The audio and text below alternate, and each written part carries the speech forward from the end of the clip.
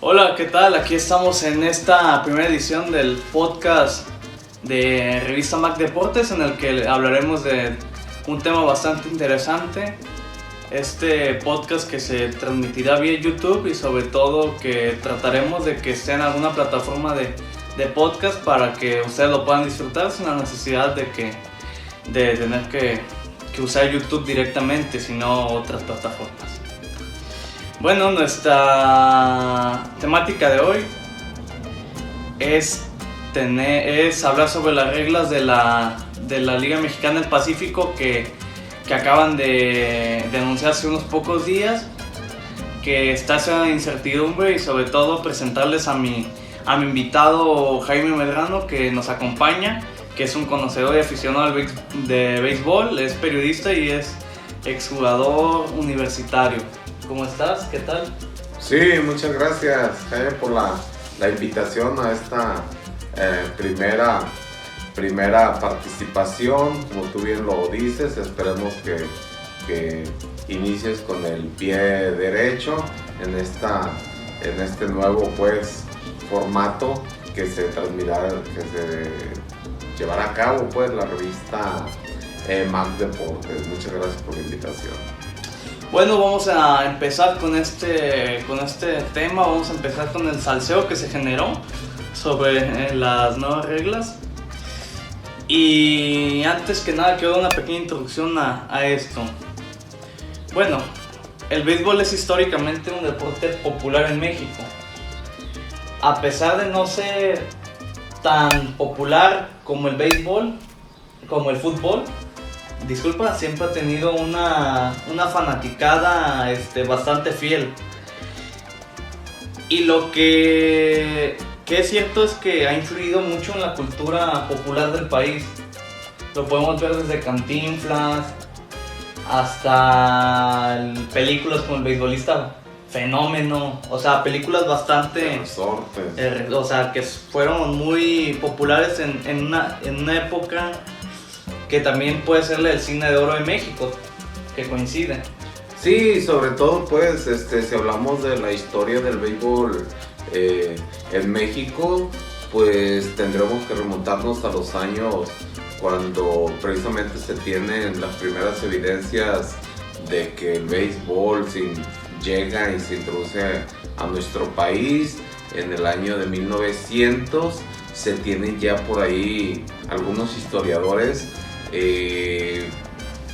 hablan acerca precisamente que es donde el béisbol se tienen ya datos concretos de que ya se llegaba a nuestro país, quizá no con mucho auge, pero sí se tienen las primeras evidencias, y al paso de los años, sobre todo todas las teorías, porque existen diferentes teorías de dónde precisamente se llegó por primera vez el béisbol a México, y bueno, se disputan ese lugar, como lo es Yucatán, como lo es en Cadereyta, Nuevo León, donde dicen que es un grupo también de ingenieros, precisamente en el estado de Nuevo León, en el estado de Sinaloa,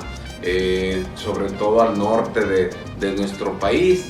Pero fíjate, Jaime, que hay una relación que conjunta todas estas evidencias, todas estas teorías que se tienen acerca de dónde se llevó a cabo por primera vez el béisbol en nuestro país, y se relaciona con la llegada del ferrocarril. Es precisamente ahí cuando empieza con el presidente Porfirio Díaz,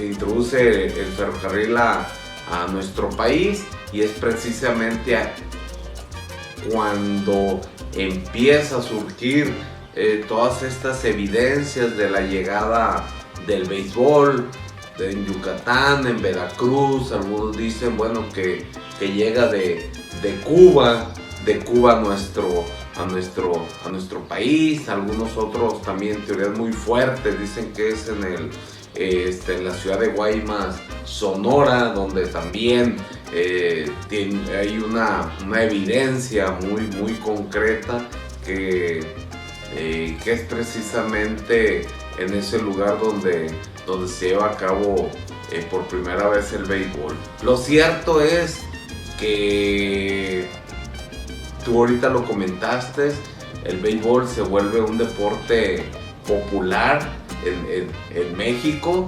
y que ha tenido una liga de mucho prestigio,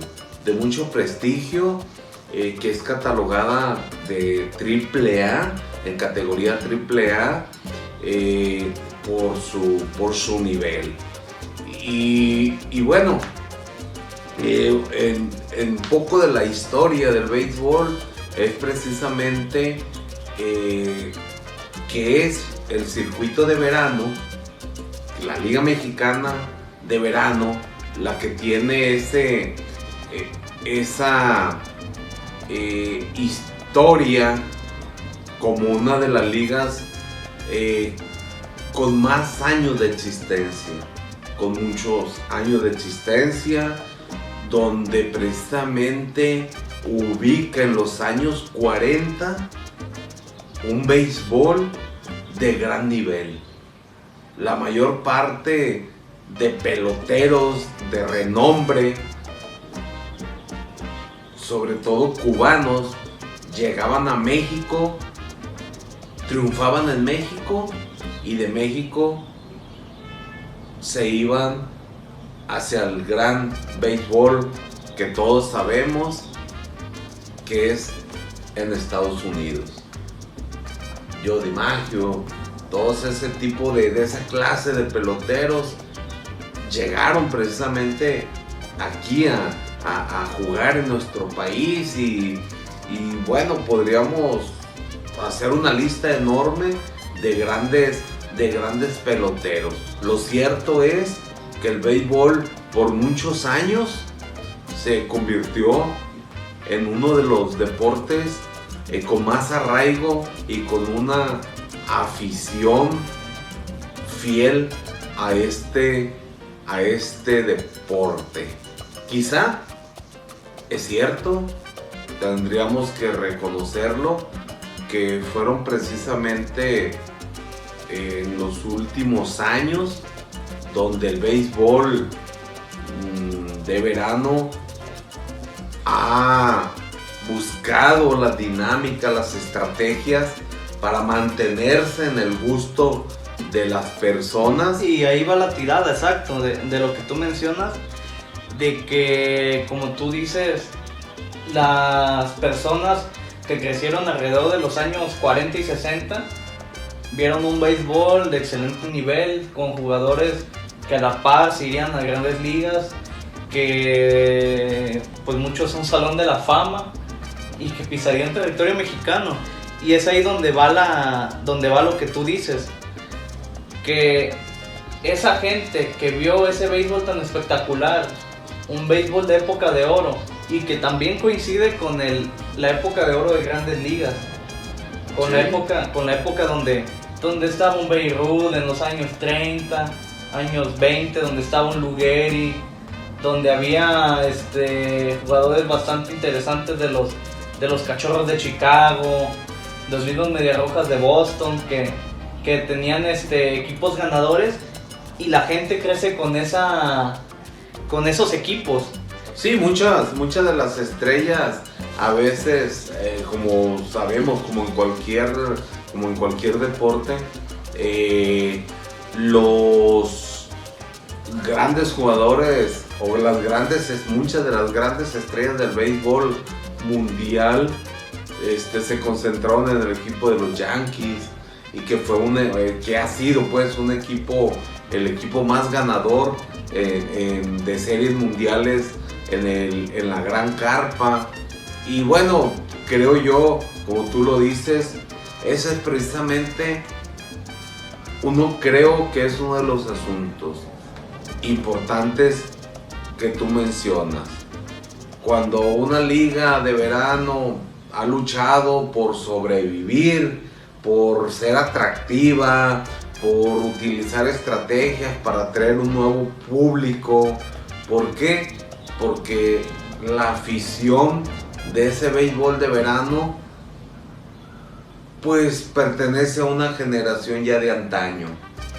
Es lo que concluyen varias encuestas en las que te puedo mencionar. Primero las consultas Mitofsky, que aseguraron que un 25% de los mexicanos tenían como deporte favorito al béisbol. Y también un 54% no lo tienen como deporte favorito, pero sí son aficionados al béisbol. Y el problema latente es lo que tú dices, que el aficionado del béisbol es de antaño. El aficionado del béisbol no ha habido, por lo menos en México, a pesar de lo que ha intentado la Liga Mexicana de Verano, que es cierto que ha hecho bastantes reformas y nuevos métodos para llegar a un aficionado nuevo, no han podido hacerlo todavía completamente. Y el aficionado de antaño es el que perdura en la liga de verano. Es un aficionado que lleva años viendo béisbol, y que es cierto que no ha habido ese cambio generacional para que le interesen a los jóvenes el béisbol de nuestro país. Porque también es cierto que el béisbol de invierno se ha vuelto más atractivo para la audiencia que el béisbol de verano. Y el béisbol de invierno también, a pesar de que se mantiene atractivo en una camada más joven de personas, es cierto que también quieren, pues, no dormirse en sus laureles, o sea, sino seguir evolucionando, tratar de que el nuevo público pueda enamorarse y encariñarse de este deporte. Sí, yo creo que en eso tiene mucha razón, sobre todo en reflejar esas encuestas donde efectivamente nos dan esas cifras, esos porcentajes de la gente que gusta del béisbol. Ha sido una lucha de sobrevivencia del deporte, no únicamente del béisbol, sino del deporte en general, sobre todo a los cambios, a los nuevos gustos, a las nuevas aficiones, a los nuevos espectadores. Cada deporte trata de hacerse de nuevos públicos. Y tú bien lo comentaste ahorita, el béisbol ha tenido por mucho tiempo una afición fiel, es decir, personas que siempre han seguido el béisbol y que lo siguen, que siguen en el béisbol y lo han hecho por muchos años. Pero también hay que ser muy realistas. ¿Qué está sucediendo con estas ligas, tanto la de verano, que tuvo tanta auge, que fue tan exitosa, que fue una liga muy atractiva, y que de repente nace la Liga del Pacífico también, y poquito a poquito ha ido caminando hasta que en los últimos años ha generado un gran gusto de los aficionados a este deporte. ¿Por qué? Porque se ha vuelto una liga que ha tenido sus estrategias, ha venido revolucionando, los dueños de los equipos han buscado sus patrocinadores, los patrocinadores, es muy atractiva la Liga del Pacífico, y de repente eso ha hecho que por mucho tiempo aquellos legendarios estadios de béisbol de la Liga del Pacífico hayan migrado a nuevos estadios, a nuevos espacios, a estadios más cómodos, a estadios más bonitos, a estadios con diferentes servicios, que donde tú puedes estar. Anteriormente pues no te despegabas de la butaca porque te podías perder el juego. Hoy en día termina la entrada, te vas a algo que ha sido muy peculiar en los estadios de béisbol, es la comida. Te vas al Estadio Sonora a comerte un burrito, unos hot dogs, y no te pierdes el juego, porque hay pantallas, hay eso, en todo momento estás relacionado con el juego, o sea, no te pierdes nada, es ¿no? lo que han implementado los estadounidenses mucho, que es no solo ver el béisbol, sino verlo como una experiencia. Aquí en México todavía no todos los equipos lo han captado, que el béisbol no es para todo público en cuanto a la gente que va a los estadios, porque sabemos que no todos los que van a los estadios no son gente que es 100% fanática del béisbol, sino que también puede ir, no sé, del Día de las Madres que alguien lleva a su mamá, de alguien que lleva a sus niños que no les gusta el béisbol, pero igual, o sea, lo saca a pasear, alguien que lleva a su pareja, y al final de cuentas, o sea, es brindar una experiencia no solo de béisbol, sino de que tú digas, o sea, no soy fan del béisbol, pero me gustaría volver al estadio. ¿Por qué?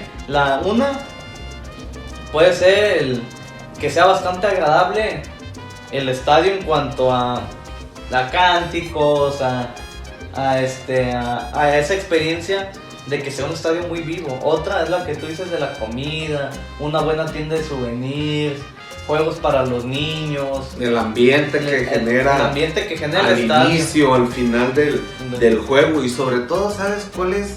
Creo yo, ¿cuál es el punto más importante que tiene el béisbol? El béisbol es un deporte familiar. Sí, el deporte es 100% familiar. El béisbol, tú puedes llegar sin ningún problema con tu familia. Y sabes que no les va a pasar nada. Que no sabes que no va a pasar nada. ¿Por qué? Porque podemos nosotros apoyar a un equipo, podemos apoyar, podemos ir tú y yo a ver, no es comercial, pero tú apoyar a los tomateros, y yo puedo apoyar a los naranjeros de Hermosillo, y podemos estar juntos. Y así yo lo he visto, lo he vivido en los estadios, y nadie se pelea. Tan solo la cantidad de gente de los tomateros que había en Jalisco cuando jugó Charros con tomateros para definir el campeón, y ningún problema. Claro que no, porque el béisbol es así. El béisbol es una familia. El béisbol se convierte en una familia en el estadio, se vive, la gente sale contenta en todo momento, es agradable, el escenario es único, se vuelve un escenario único porque te ríes, te olvidas del trabajo por un momento, te olvidas de las situaciones que están pasando en el estado, en el país. Te envuelves en una esfera mágica que genera el béisbol. Eso es lo bonito que tiene el béisbol. Y creo yo que ahorita que mencionabas tú la Liga del Pacífico, creo que la Liga del Pacífico está haciendo un excelente trabajo. Y la liga está buscando y ha utilizado sobre todo quienes somos aficionados al béisbol, y en este caso pues que también realizamos esa labor del periodismo. La tecnología también ha venido a precisamente a tenernos informados. Termina las jornadas por la noche, bueno, el boletín de la Liga Mexicana llega ya muy tarde, pero en la mañana que te levantas tienes todo lo que sucedió. Y el béisbol es así. El béisbol, con ver los números, tú te imaginas cómo fue el juego. Esa es la magia que tiene el béisbol sobre otros deportes. Y sí, y a lo que vamos en esto es que las ligas al tratar de hacer una nueva experiencia, al tratar de ganar una nueva afición, han tratado de emular lo que hizo la MLB con el cambio de su reglamento para hacer los juegos más flexibles. Y este año también las mayores trataron de hacer nuevas reglas que implican, una es que el lanzador deberá pichar mínimo a 3 bateadores, que es una regla que generó polémica para los estrategas del béisbol, que tienen que un pitcher para este bateador y otro para y zurdo con zurdo, y luego lo saco y esto. Y también que el manager solo puede pedir la revisión automáticamente en menos de 20 segundos y no puede revisar la jugada. Y que algo que se veía muy a menudo es que un lanzador de cuadro no puede, si no está registrado, no puede tirar solo si hay una diferencia de 6 carreras o si es en extra innings. Pero mientras no sea así, los 13 pitchers que tenga el manager registrados van a poder tirar. Sí, line up. Sí, sobre todo eso viene a consecuencia de lo que ha pasado en las últimas temporadas, que de repente ves un primera base o un fielder que de repente pide la bola al manager cuando ya el juego lo tiene perdido, o que de repente los pitchers se meten en problemas, no pueden sacar la entrada, y de repente un jugador de cuadro o un fielder pide la bola y tira, pues. Y para muchos hay reglas, tú lo sabes, hay reglas en el béisbol que se llaman las reglas no escritas, las reglas de caballero.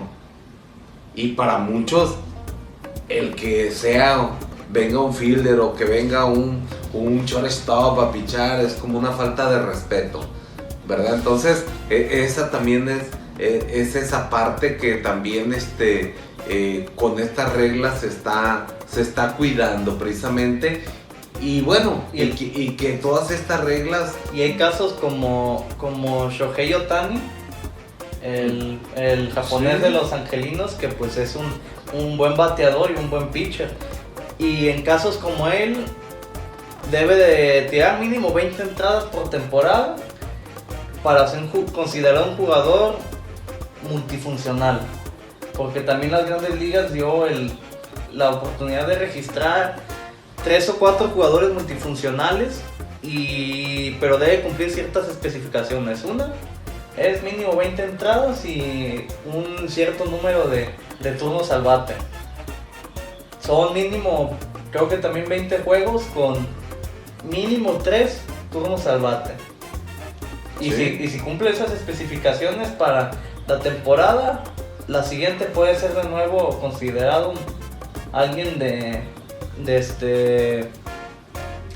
alguien que pueda cumplir con las dos facetas, la de pichar y lanzar. Y a lo que vamos con esto es que estas reglas fueron implementadas en las grandes ligas para esta temporada. De hecho, en el inicio del Spring Training, que desgraciadamente por esta pandemia ya no pudo seguir, se empezaron a ver estas reglas. Y aquí lo que quiere hacer el béisbol es, obvio, expandirse a nuevos mercados. Porque las mismas grandes ligas lo que vieron es que estaban perdiendo terreno contra la NFL, contra el básquetbol, que se supone que son los dos deportes más vistos en Estados Unidos. Y la temporada pasada ya veían también muy cerca a la MLS de fútbol. Sí, que va creciendo, que cada vez crece más. Y sí, y por eso las grandes ligas, una, las reglas. Otra, los juegos de temporada en otros países. México ha sido uno de los beneficiados con esos juegos. Y el otro lugar donde se jugó pues fue Londres, que se jugó en Europa, el Boston Yankees de hace un año, donde también quieren ganar un mercado que no han podido penetrar completamente. El mercado asiático para la MLB es muy importante, ya que países como China, como Japón son beisboleros. Corea también es bastante beisbolero, pero los europeos no se interesan. Y es el caso de la MLB, que si su excusa para hacer las reglas es acortar los partidos, hacerlos más cortos, que duren menos y que la gente se encariñe más con el béisbol. Y para ti esto es una buena excusa y debes de cambiar para nuevas generaciones, o debes seguir el béisbol de antaño. No, mira, yo creo que hay dos, ahí ahí hay algunos paradigmas que tendríamos que descifrar. Por una parte, creo que el béisbol con sus reglas de inicio que han permanecido y que han sido, sí ha habido modificaciones a esta regla a través de los años. Ha generado precisamente a veces los cambios dan miedo porque hay quienes de alguna manera pensamos que el béisbol no debe de modificarse a lo esencial, por eso es el rey de los deportes.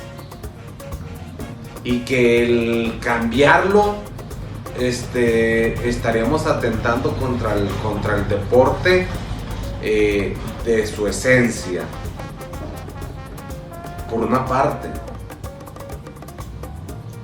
Por la otra, creo yo que cuando hablamos nosotros de deporte profesional, tenemos que relacionarlo con el deporte de espectáculo. Al final de cuentas, el deporte profesional es un espectáculo. Y si queremos ser exitosos en el deporte de espectáculo, tendrá que sufrir algunos cambios. El béisbol, en esencia, se rige, o más bien no se rige, por un reloj. Como muchos de los deportes se rigen por un reloj y tú sabes a qué horas empieza, a qué horas termina. ¿Eso es atractivo para quién? Para la televisión. Sí, es que la televisión tiene sus tiempos y el tiempo en televisión es oro. Es oro y es valioso. El béisbol no.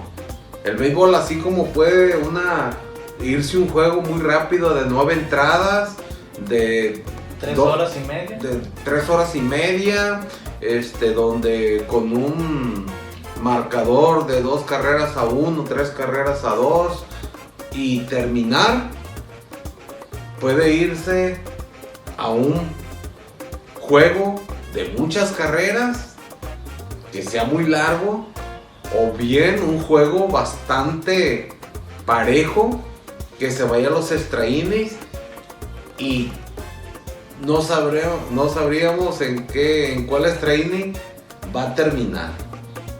Esa es una de las esencias que tiene el béisbol, que no se rige por un reloj, por un tiempo. Pero también eso hace que no sea atractivo para la televisión, para los medios, para los mismos aficionados, que dicen, no, bueno, pues te quedaste, bueno, a lo mejor yo sí me quedé, porque a lo mejor al día siguiente no tenía que trabajar, pero pues yo lo dejé en la entrada número 12 y me tuve que ir, ¿verdad? Y hasta el día siguiente supe del resultado, que estuvo muy bueno el juego. Pero lo cierto es que también es importante pensar en todo. Si el béisbol quiere entrar a un mercado y quiere competir con otros deportes, forzosamente tiene que hacer cambios para poder competir. De lo contrario, estaría en una desventaja sobre los demás deportes. Y sí, eso que tú mencionas me parece bastante importante, ya que es como el béisbol en general en cuanto al tipo de aficionados que se pueden sumar a este deporte. Y también es cierto que el béisbol global, como lo es las mayores, esos mismos problemas los reflejan las ligas de distintos países. La misma Liga Mexicana de Verano, y aunque no tanto, pero pues también es cierto que la Liga Mexicana del Pacífico tienen esos mismos problemas que las mayores. Y las mayores, que es el máximo circuito, donde más presupuesto se tiene, donde mejores decisiones se toman, sufre de esto por obvias razones. También es una repercusión para el béisbol de cada país. Y hay algo, antes de entrar a las reglas de la Liga del Pacífico, me gustaría comentarte estas declaraciones que encontré bastante interesantes de un profesor de la Universidad de Anáhuac de Mercadotecnia Deportiva, que comenta que el béisbol es visto como un deporte de la vieja guardia tradicional, y hay dueños que son muy conservadores. Eso es cierto. También sacamos una investigación de que en el caso de que hay equipos que por décadas han mantenido las mismas familias, y estas mismas familias hay muchas que por obvias razones es su dinero y es su equipo, ok, pero lo han mantenido como algo para ellos, o sea, no para crecer, para vender más, para tener, eso pasa a segundo término para ciertos dueños, sino que si ellos lo disfrutan, para ellos está bien, y tener a su equipo está bien. Y es el caso que muchos dicen que por eso hay dueños muy conservadores en la Liga Mexicana del Pacífico y en la Liga de Verano, que no han hecho los suficientes cambios. Y hasta el día de hoy hay unos cambios bastante interesantes, pero luego vamos a ahondar en ellos. ¿Qué opinas de ese tipo de dueños conservadores o familias que llevan mucho tiempo en el béisbol? Sí, de hecho eso es muy cierto, ¿no? Sobre todo en el béisbol, por décadas, por años, los equipos se han concentrado efectivamente en familias, ¿no? Equipos como el equipo Tigres, era los Peralta. De los Peralta, el equipo de los Diablos, de Alfredo Hart, te vas al lado de Monterrey con Pepe Maiz. Con Pepe Maiz, con sus Sultanes y fíjate de Monterrey. Que justamente esos equipos que mencionas son los que empiezan a tener ese cambio generacional. Como bien sabemos, el Tigres estaba bastante descuidado por los dueños por los Peralta. Y lo que pasó ahí fue que llegó un grupo de inversionistas con Fernando Valenzuela encabezándolo, Sí. que traen ideas frescas, traen ideas nuevas, y fue lo mismo que le pasó a Sultanes. Sultanes estaba en propiedad de Pepe Maiz, pero en el 2017 fue cuando Multimedios compra la mitad del equipo. Y desde ese entonces también es cierto que los Sultanes lo pasa y hablan mucho de ellos Multimedios. ¿Por qué? Porque ya es el dueño, Sí, es parte de ese equipo tan importante del norte. Y de hecho ahí viene ese cambio generacional, donde también los acereros de Monclova tienen un nuevo dueño, nuevos inversionistas. Y varias familias tradicionales o dueños que llevan mucho tiempo ahí empiezan a dar nuevos espacios. Sí, yo creo que eso es muy cierto. Precisamente son los que ponen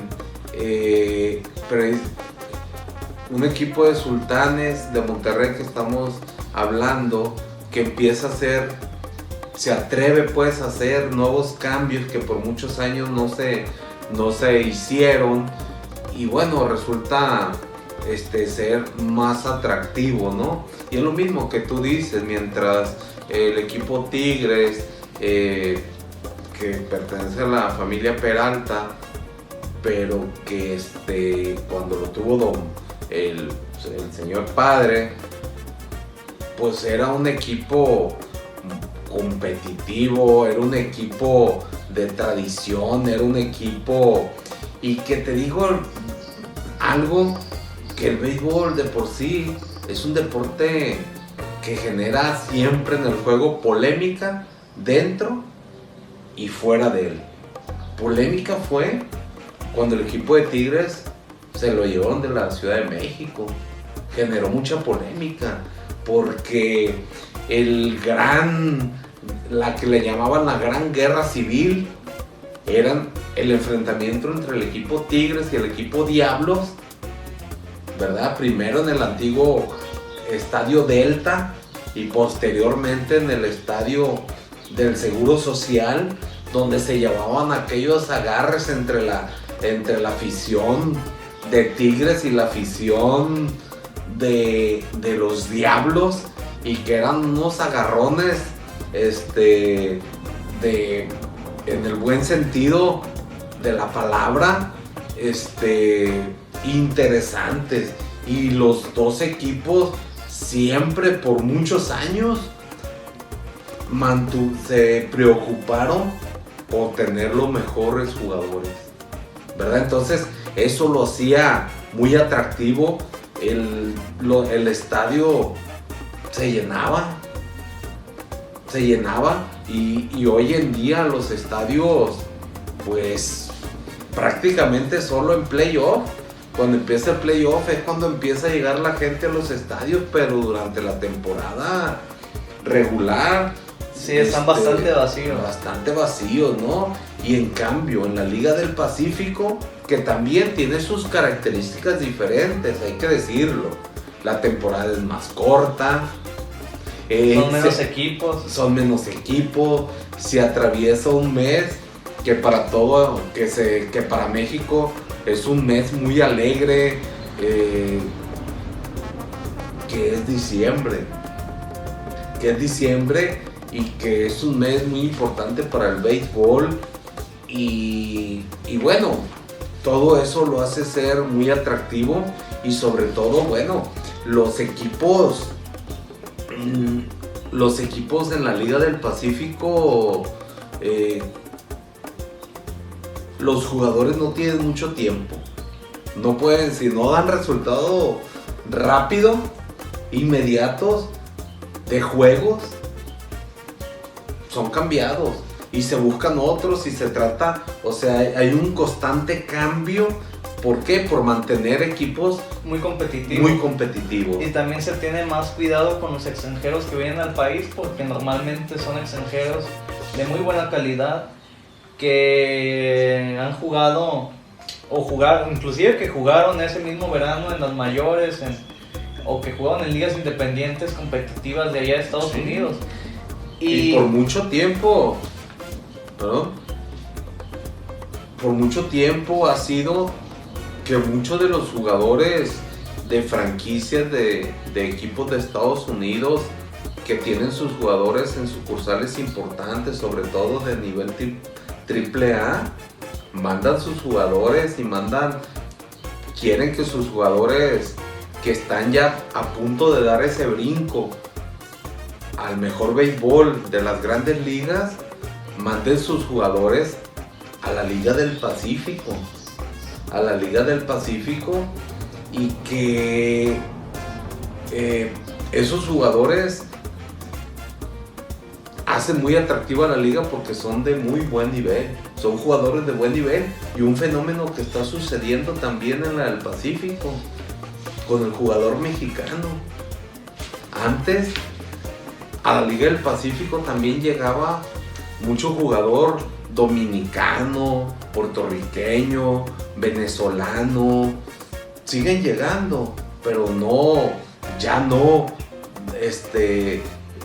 pues ya no son muchos los que llegan. Ahora el fenómeno que se está dando es que jugadores mexicanos vayan a esas ligas.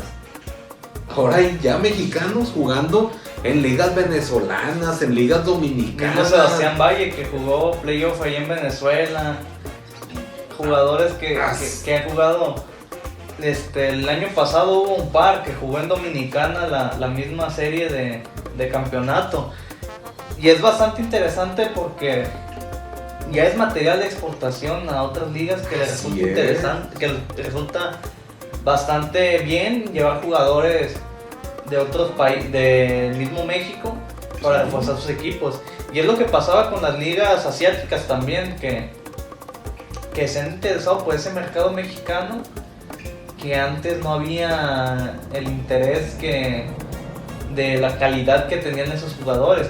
Como por ejemplo el mismo, pues yo el primero que yo me acuerdo que se estableció y jugó bastante ya contemporáneamente fue Jorge Cantú, que jugó en Corea y lo hizo bastante bien.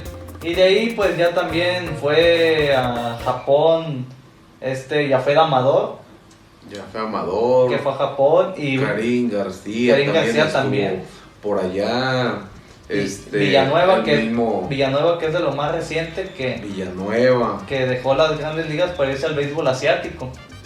Sí, y que por cierto, hace poco se anunció su cambio de equipo al equipo de Charros, que hicieron por ahí una serie que ese también es otro punto que quizá ahorita sería conveniente mencionarlo. El equipo de Charros, cuando muchos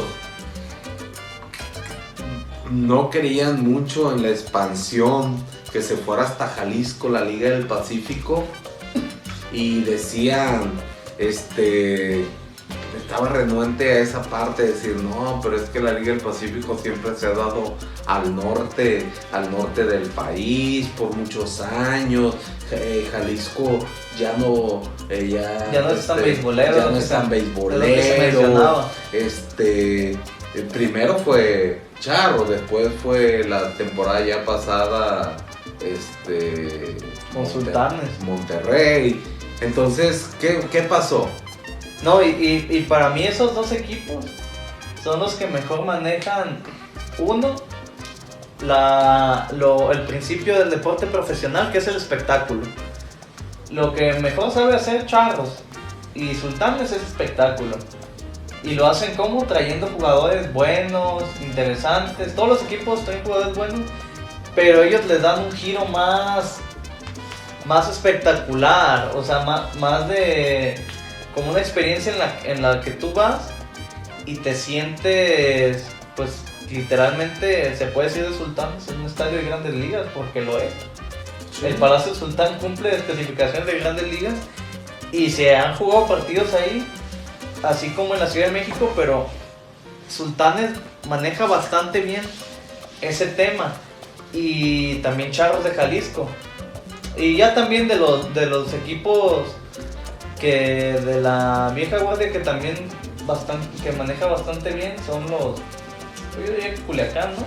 Sí, yo creo que sí, Culiacán siempre ha sido un equipo muy importante, y sobre todo Culiacán en importancia, como tú dices, de que siempre ha tenido muy buenos jugadores, pero aparte, o sea, ha mantenido esa regularidad, y aunque a muchos no les guste, ha conseguido también el espectáculo con un personaje polémico, pero que les ha dado títulos como Benjamín Gil. Sí, ha sido, pero te digo, el béisbol es polémica, el béisbol es polémica en todos sus aspectos.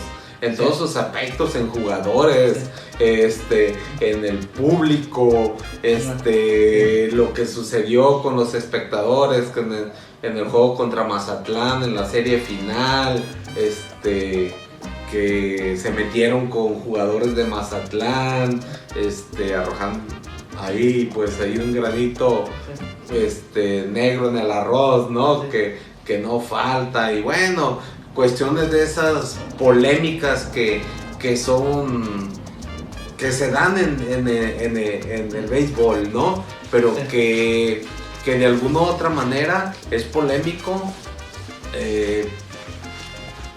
por sí solo, ¿no? O sea, el béisbol lo podríamos decir es un deporte, lo decía yo al inicio, un deporte mágico, es un deporte donde yo lo he transmitido, he sido docente por muchos años de la licenciatura de Educación Física en la Universidad de Colima, de la asignatura de béisbol, y yo siempre he transmitido, y a veces los muchachos se han acercado a mí y me dicen, no, maestro, es que usted cuando da la clase se emociona.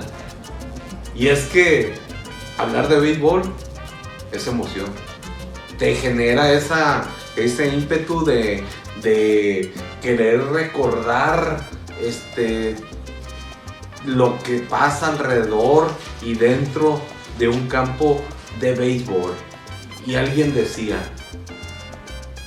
un juego de béisbol nunca va a ser igual a otro, siempre va a ser diferente, o habrá una jugada que la puedas ver en ese juego, que te tocó ver esa jugada y que no la vuelvas a ver en años, porque así es el béisbol. Sí, hay jugadas que solo una vez cada cierto tiempo suceden, que puede ser, no sé, un campeonato que se pueda ganar por un white pitch. Claro, un mismo toque sorpresa que pueda impulsar al corredor de tercera home, y son jugadas que es cierto que mantienen la emoción. Inesperadas, dice en el juego perfecto. Sí, es la jugada inesperada, ¿no? En el momento inesperado. Así es, y nosotros, y si nos ponemos a hablar, Jaime, de eso, quizá yo creo que necesitaríamos otros espacios más para poder hablar eso, ¿no? Ahorita que decías tú, un speed play rápido, te viene a la mente en México la serie mundial, la serie del Caribe ganada por el Cananea Reyes, con un toque de bola de su cuarto va Nelson Barrera, que toca la bola y entra a la carrera con el equipo de Mexicali, se corona en la serie del Caribe. Entonces, cuestiones de este tipo las vamos siempre a recordar, ¿no? Siempre habrá dentro de el gusto, podríamos platicar toda la noche. Y ese tipo de experiencias, de jugadas, es lo que quiere transmitir la liga para generar esa nueva afición. Porque es cierto que muchos pueden decir, Sí, ok, estuvo muy buena la jugada, pero me aventé no sé cuánto, a pesar de que no es así, tiempo de relleno. Que puede haber gente que así lo considere. ¿Sí? Que me aventé no sé qué mucho tiempo de relleno para llegar a una jugada muy buena. Y aquí a lo que vamos es que es ese camino a la modernidad, donde las mismas empresas, si recortan los tiempos, es lo que muchos han suponido, es más empresas también se van a interesar en dar ese apoyo, ese patrocinio. Y en el 2017 fue cuando creció los ingresos de los equipos un 300% de puros patrocinios, ya que grandes marcas se han sumado al béisbol y se han interesado por pegarle ahí, por dar ese batazo en el béisbol. Y ya no solo se han vuelto marcas futboleras, la misma Tecate, Bimbo, Bachoco, empresas bastante importantes en México, Telmex, Telcel, Comex, Coca-Cola se han sumado a apoyar el béisbol porque quieren tener una retribución porque es una apuesta. Si el béisbol se moderniza y le interesa a más gente, más dinero va a caer. Sí, sobre todo, bueno, esa es parte también, o sea, lo mencionaba, ¿no? Del deporte espectáculo que tiene, o sea, esa modernidad, tarde o temprano tenía que llegar para ser más atractivo tanto a los dueños de los equipos como al aficionado. O sea, es un binomio, o sea, ahí están tanto los dueños de los equipos como el aficionado. Entre más atractivo, ya hemos visto la remodelación de cuántos estadios en los últimos años de la Liga del Pacífico, estadios que por décadas seguían igual. ¿Y qué pasó? Hubo una remodelación. Una remodelación y bueno, tarde, vamos a ver no nada más una serie del Caribe, a lo mejor, no nada más en Culiacán, en Mazatlán, en Hermosillo o en Mexicali, donde han sido las series del Caribe. Quizá pronto veamos una serie del Caribe en alguna otra franquicia de la Liga Mexicana.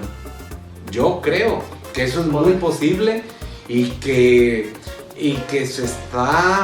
los dueños están apostando también a eso.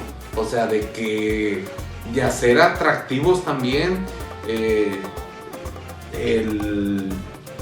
la infraestructura y también apostar a tener equipos ganadores y que pronto esas franquicias pudieran ser sede de esa serie del Caribe o de eventos importantes del béisbol. Y es lo que tú dices, que pueda generar, o sea, nuevos espacios para el béisbol aparte de los ya conocidos. Y es bastante interesante porque las reglas que quieren implementar la Liga Mexicana del Pacífico, en este caso, generaron mucha polémica.